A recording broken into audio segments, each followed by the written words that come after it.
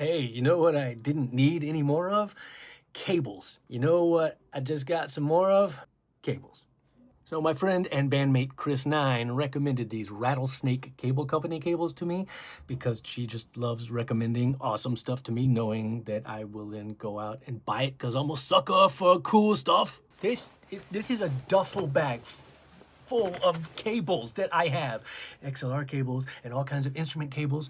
And I have several instrument cables like in my accessories roller case that I take to gigs that I've been using for like 30 years because I take care of my stuff.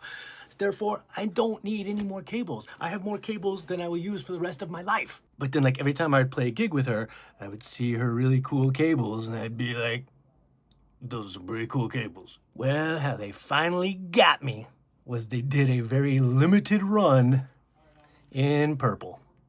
And you know I'm a sucker for purple.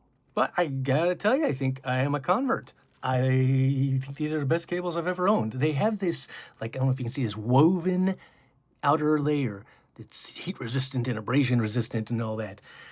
Really super high quality feeling. And they come with this little cable tie already on there. Pretty nice. If for some reason you don't want that woven outer layer, you can also get it without.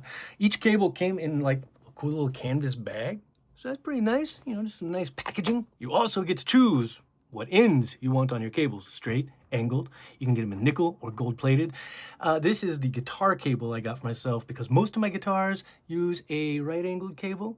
And, oh, here's another cool thing. For my guitar, I got what they call a snakehead cable, where the outer woven coating stops early so that this little section wraps around real nice and easy when you're trying to wrap it over your strap.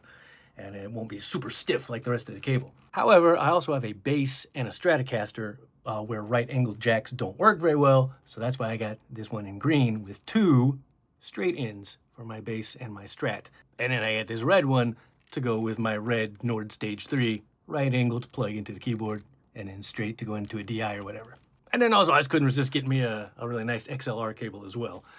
Figuring I'd try it out, and if I liked them, I'd be getting more, which I definitely will be. Now, one thing to be aware of is because of that really sturdy outer woven layer, they do tend to run a little bit thicker than most instrument cables. So think about that if you're getting like a long run and it's gonna be coiled up in your bag. It's probably gonna take up a little extra space, but so what? These are great cables.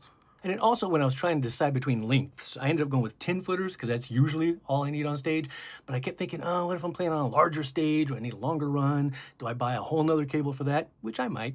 But they had another accessory, which I may end up getting, which is a great idea. They have a little junction box that you can buy so that if your 10 footer isn't enough, you can run that into a junction box and then run another cable if your amp is like way at the back of the stage on a really big stage or something. So that's actually a pretty good option. Instead of having to buy several lengths in all your cables, you could just get that little junction box, which I think I'm gonna add to my accessories case. So yeah, Rattlesnake Cable Company, check them out. I'm pretty sure that's probably all I'm gonna use from now on, despite the fact that I have a duffel bag full of cables. So thank you to my bandmate Chris Nine for the recommendation, and also curse you, Chris Nine, for the recommendation.